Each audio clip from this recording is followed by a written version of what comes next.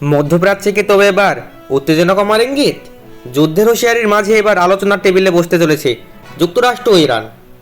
ওমানের রাজধানীতে শুক্রবার হতে যাচ্ছে পারমাণবিক আলোচনা। ওই বৈঠকে কি বদলে দেবে গোটা অঞ্চলের রাজনীতি? ইরানের পারমাণবিক কর্মসূচি ঘিরে দীর্ঘদিনের টানাপোড়েনের মধ্যে নতুন করে কূটনৈতিক তৎপরতার খবর সামনে এসেছে।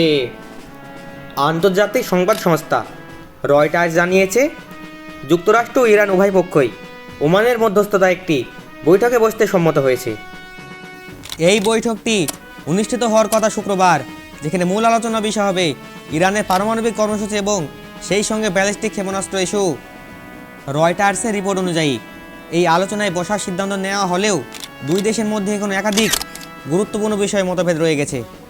বিশেষ করে ইউরেনিয়াম সমৃদ্ধকরণের মাত্রা, আন্তর্জাতিক পরিদর্শনের সত্ত্ব এবং ইরানের ক্ষেপণাস্ত্র কর্মসূচি, এইসব বিষয়তেই মূল বিরোধ।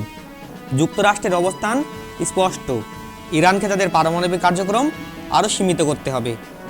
অন্যদিকে তেহরান বলছে তাদের পারমাণবিক কর্মসূচি শান্তিপূর্ণ এবং জাতীয় সার্বভৌম অধিকারের অংশ।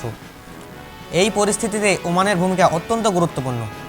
এর আগে ওমান একাধিকবার যুক্তরাষ্ট্র ও ইরানের মধ্যে নীরব কূটনৈতিক সেতু হিসাবে কাজ করেছে।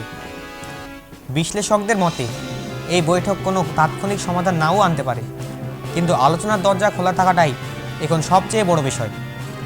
এই আলোচনার ফলের ওপর নির্ভর করছে মধ্যপ্রাচ্যে সামরিক উত্তেজনা বাড়বে না কমবে, ইরানের ওপর নিষেধাজ্ঞা শিথিল হওয়ার সম্ভাবনা এবং বৈশ্বিক তেলের বাজারে স্থিতিশীলতা। বিশ্ব রাজনীতিতে এই মুহূর্তে ইরান ও যুক্তরাষ্ট্র সম্পর্ককে অত্যন্ত সংবেদনশীল হিসেবে দেখা হচ্ছে।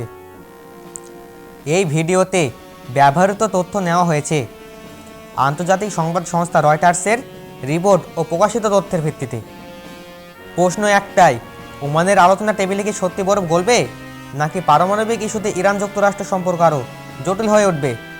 এর উত্তর দেবে আসন্ন কয়েকদিন।